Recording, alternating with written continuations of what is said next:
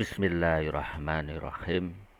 Assalamualaikum warahmatullahi wabarakatuh. Kepada anak-anakku, siswa-siswi SMA yang saya cintai dan saya banggakan,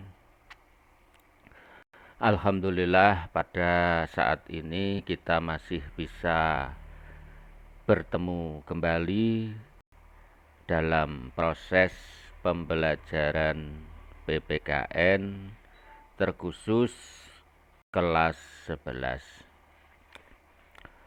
Pada kesempatan ini Pak P akan menyampaikan materi kelas 11 bab 2, yaitu tentang sistem dan dinamika demokrasi Pancasila.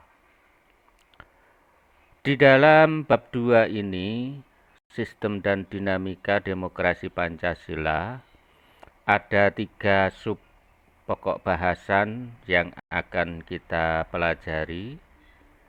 Di antaranya sub A, hakikat demokrasi, sub B, dinamika penerapan demokrasi Pancasila, sub C, membangun kehidupan yang demokratis di Indonesia. Dari 3 sub pokok bahasan ini nanti akan kita jadikan beberapa pertemuan, beberapa video pembelajaran. Di pertemuan ini kita membahas sub A, yaitu hakikat demokrasi, terkait dengan bagaimana makna dari demokrasi, bagaimana klasifikasi demokrasi, dan bagaimana prinsip-prinsip demokrasi. Coba kita lihat di dalam gambar.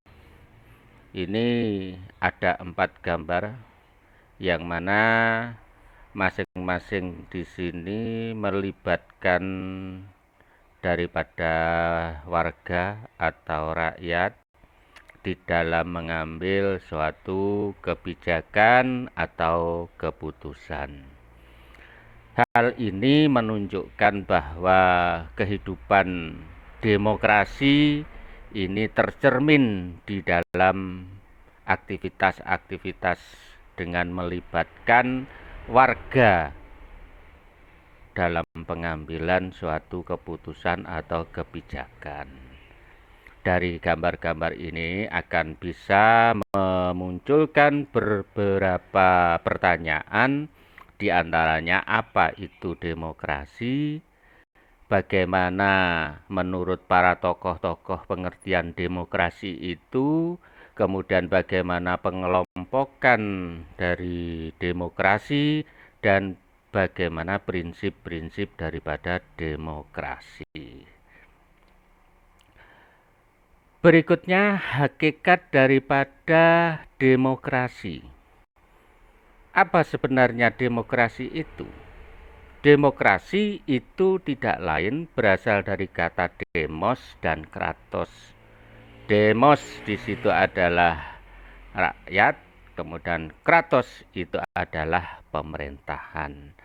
Sehingga suatu pemerintahan yang mana kekuasaan tertinggi ada di tangan rakyat, itulah demokrasi. Kemudian bagaimana pendapat dari para tokoh, para ahli? Kita ambil pendapat daripada Abraham Lincoln. Jadi Abraham Lincoln ini memberikan suatu pengertian demokrasi itu adalah suatu pemerintahan dari rakyat, oleh rakyat, dan untuk rakyat. Jadi sesuai apa yang Pak P sampaikan awal tadi, demos dan kratos itu tadi. Kemudian bagaimana pendapat daripada Afan Ghaffar? Jadi Afan Ghaffar ini memberikan suatu pengertian bahwa demokrasi itu mempunyai 2 makna.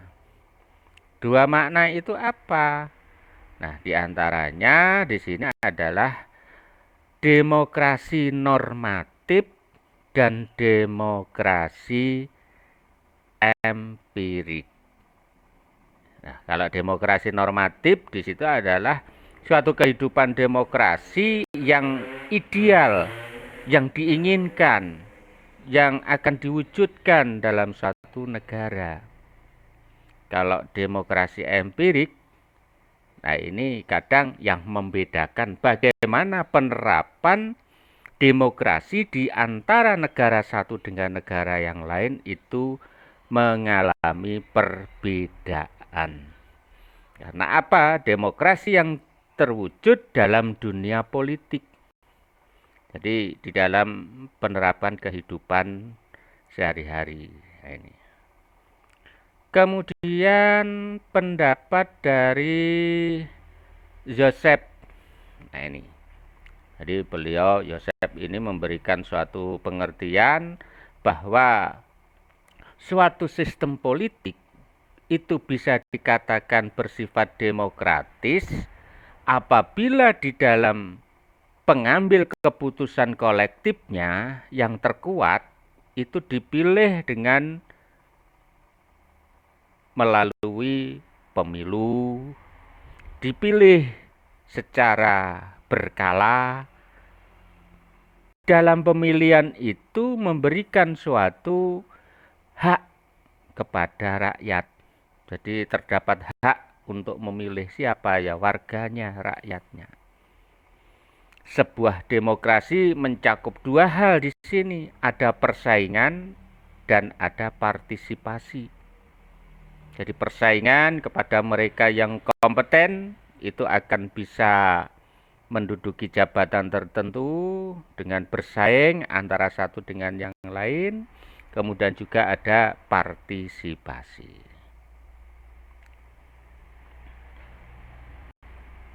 Kemudian menurut klasifikasinya atau pengelompokannya bahwa demokrasi itu juga bisa dikelompok-kelompokkan tergantung daripada sudut pandangnya. Kalau dilihat dari titik perhatiannya, itu demokrasi ada tiga. Demokrasi formal, demokrasi material, dan demokrasi campuran. Jadi kalau demokrasi campuran ini perpaduan antara demokrasi formal dengan demokrasi material. Kalau dalam demokrasi formal mengutamakan kebebasan logika, berpikir, berpendapat, bergerak, menjunjung tinggi persoalan hak dalam bidang politik. Tetapi dalam bidang ekonomi, nah ini ada suatu persaingan bebas. Tapi kalau di dalam demokrasi material di situ, ini lebih mengutamakan paham kebersamaan dan meniadakan perbedaan kelas di antara rakyatnya. Nah, ini demokrasi material. Kalau demokrasi campuran di situ ya gabungan di antara dua demokrasi itu. Ini kalau dilihat dari titik perhatiannya. Kemudian dari sudut pandang ideologinya. Jadi prinsip ideologi bahwa demokrasi itu ada dua bentuk, demokrasi konstitusional dan demokrasi rakyat. Jadi kalau demokrasi konstitusional bahwa penerapan sistem demokrasi itu senantiasa berpedoman pada peraturan perundang-undangan. Jadi ada peraturan yang mengatur atau yang diistilahkan dengan konstitusi, tidak boleh sewenang-wenang, seenaknya. Nah ini. Berbeda dengan demokrasi rakyat. Sistem demokrasi yang didasari suatu paham Marxisme atau komunisme. Jadi demokrasi rakyat apa dari kehendak rakyatnya. Tetapi kalau dalam demokrasi konstitusional di situ adalah ada undang-undangnya yang mengendalikan. Kemudian dari sudut pandang yang lain, berdasarkan penyaluran kehendak rakyat, bahwa demokrasi itu dibagi menjadi dua. Ada yang dikatakan demokrasi langsung dan ada yang dikatakan dengan demokrasi perwakilan. Kalau demokrasi langsung ya bentuk yang semua warga negaranya ikut aktif secara langsung pengambilan keputusan. Nah, ini kemungkinan jumlah rakyatnya sedikit itu masih memungkinkan demokrasi langsung.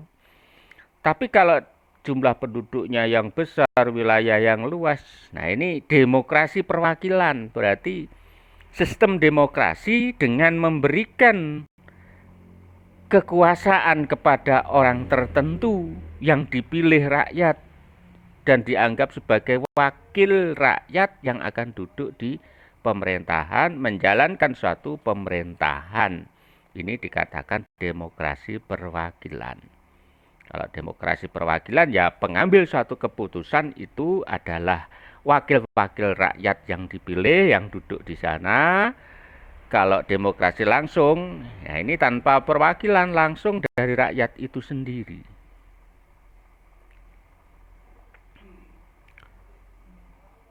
Kemudian berikutnya, di dalam demokrasi itu ada prinsip-prinsipnya.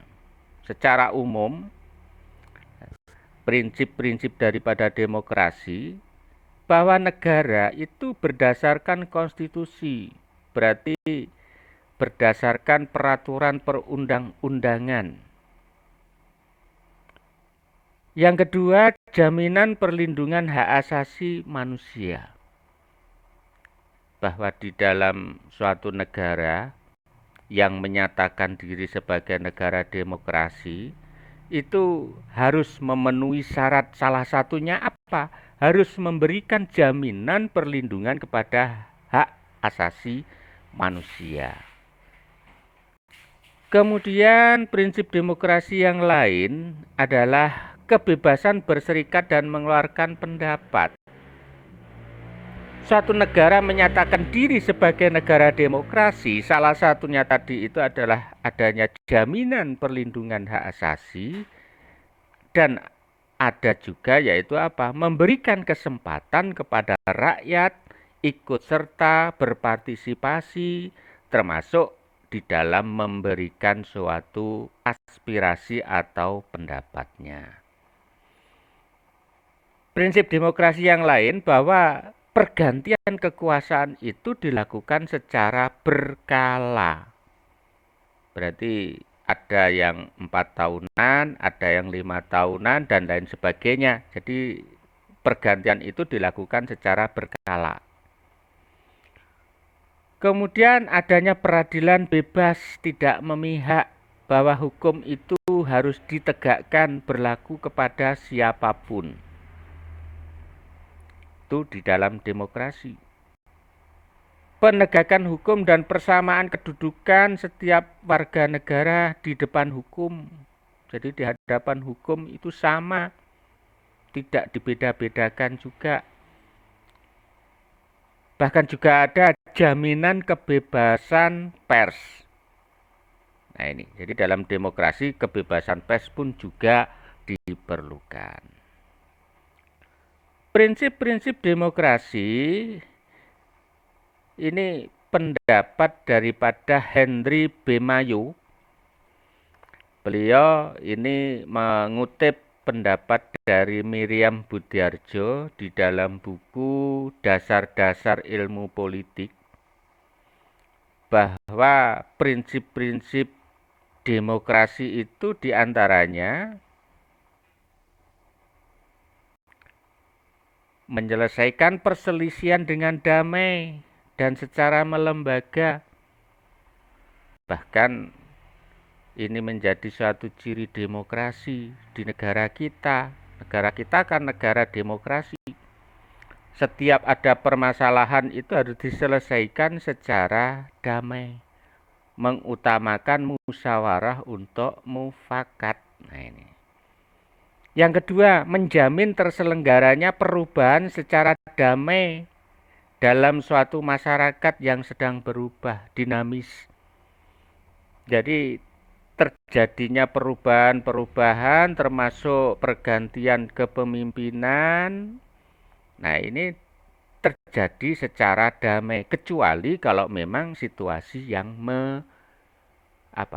situasi yang memungkinkan terjadinya pergantian secara tidak damai. Nah, ini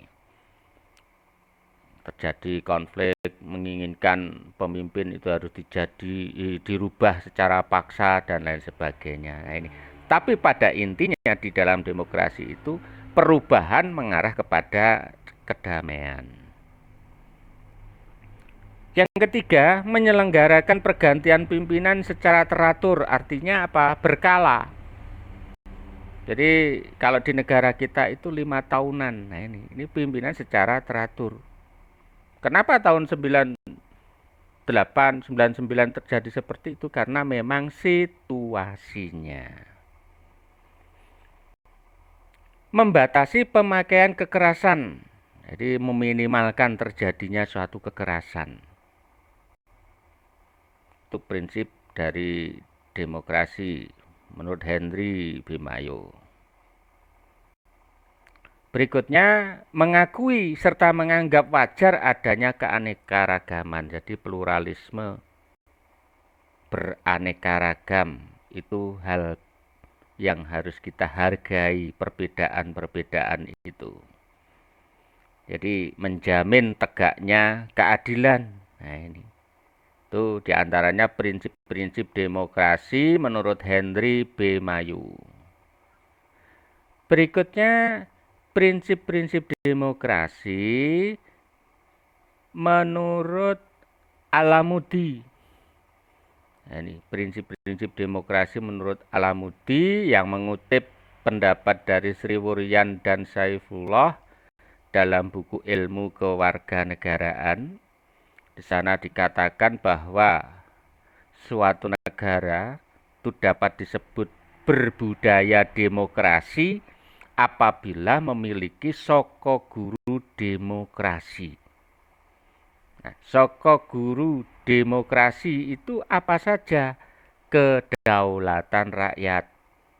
Jadi yang berdaulat itu rakyat. Pengambilan keputusan kebijakan itu ada di tangan rakyat. Hanya saja menggunakan demokrasi langsung atau demokrasi perwakilan. Nah, kita demokrasi perwakilan. Berarti keputusan itu tetap mencerminkan keputusan daripada rakyat hanya melalui wakilnya yang di sana. Pemerintahan berdasarkan persetujuan dari yang diperintah. Siapa yang diperintah? Ya rakyat. Jadi berdasarkan persetujuan daripada rakyat. Kemudian kekuasaan mayoritas. Jadi biasanya yang jadi pemimpin di situ adalah dari yang mayoritas. Tetapi tidak mengabaikan yang minoritas, tetap dihargai. Hak-hak daripada minoritas harus dijamin. Jaminan hak asasi manusia. Itu juga prinsip demokrasi atau menjadi soko guru demokrasi. Karena syarat utama negara menjadi negara demokrasi salah satunya ya di sini harus menjamin akan hak asasi manusia. Kemudian pemilihan yang bebas dan jujur. Karena adanya kebebasan, karena di dalam demokrasi beraneka ragam, berbeda-beda, maka di sini di dalam pemilihan ya harus bebas, jujur, tidak boleh dipaksakan. Nah, ini persamaan di depan hukum, siapapun tidak memandang latar belakang. Ketika terjadi permasalahan di depan hukum ya sama. Dan juga harus melalui proses hukum yang wajar, mulai dari awal sampai akhir tidak memandang latar belakang, maka harus melalui prosedur yang sama. Pembatasan pemerintahan secara konstitusional artinya bahwa di dalam penerapkan demokrasi itu ada aturan-aturan yang dijadikan sebagai pedoman atau pegangan. Di antaranya adalah konstitusi. Kemudian pluralisme sosial ekonomi politik itu senantiasa diakui, dihargai. Jadi tidak boleh ada tindakan yang semena-mena. Kemudian nilai-nilai toleransi, pragmatis, kerjasama, dan mufakat. Itu diantara prinsip-prinsip demokrasi. Demikian pertemuan kali ini yang bisa Pak B sampaikan. Mudah-mudahan ada guna manfaatnya. Sampai jumpa pada pertemuan yang akan datang. Insya Allah membahas kelanjutan daripada materi ini. Ada kurang lebihnya mohon maaf. Assalamualaikum warahmatullahi wabarakatuh.